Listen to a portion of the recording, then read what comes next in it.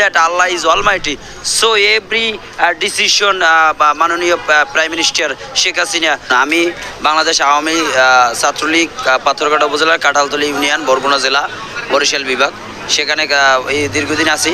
আজকের ছাত্রলীগ আজকের দেখেন আমার কষ্ট, হৃদয়ের একটা ব্যথা যে আজকের আওয়ামী লীগ ছাত্রলীগ গভর্নমেন্ট ক্ষমতায় থাকা বড় আমার চাকরি বেড়ে, আমার আব্বা আম্মা নাই, আমার ছিল আমার বড় ভাই ছিল পুলিশের সাব ইন্সপেক্টর, যে রাষ্ট্রের জন্য কাজ করেছে, তারপর আজকের চাকরি নেই, হতাশা।